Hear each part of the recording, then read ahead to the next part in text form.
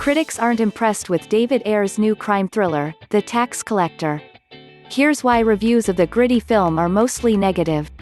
Critics are less than impressed with The Tax Collector.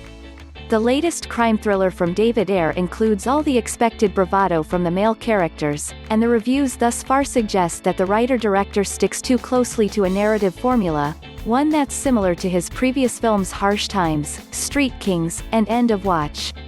However, some critics do believe that The Tax Collector may appeal to viewers who look beyond the blatant in-your-face violence. The Tax Collector stars Bobby Soto as David Cuevas and Shia LaBeouf as Creeper. In Los Angeles, the longtime friends make money by collecting debts from area gangsters.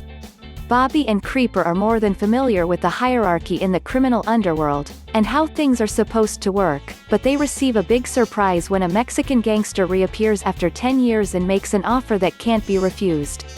The Tax Collector represents a return to form for Ayer, who previously helmed Suicide Squad and the 2017 Netflix film Bright.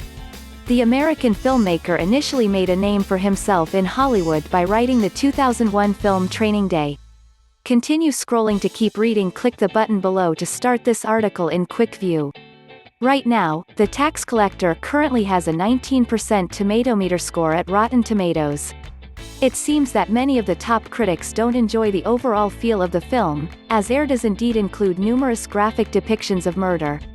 As for the basic storyline, many critics have taken issue with the bland nature of Ayer's script, almost like it's designed to lure in longtime fans that just want the usual mayhem. Of course, that doesn't mean that there's nothing to appreciate about the film, or that it's all style over substance, but the lack of narrative and character depth appears to be a point of concern for many critics. The Los Angeles Times, one of the most atrocious viewing experiences of the year, The Tax Collector, relies on a trite visual language built on obvious flashbacks and bland imagery that match the unimaginatively dreadful writing where every Latino in sight is a gangster. The New York Times, we've all seen The Sopranos, and we won't get fooled again. Variety, bloody, barely coherent and about as fun as having your face dragged across asphalt from a moving SUV. The Wrap, it trots out a lot of posturing and a lot of gang movie clichés but flails instead of giving us much reason to care. Critics from bigger outlets may not be keen on The Tax Collector's dark narrative, however, it's worth noting that Ayer's film doesn't appear to be an absolute disaster.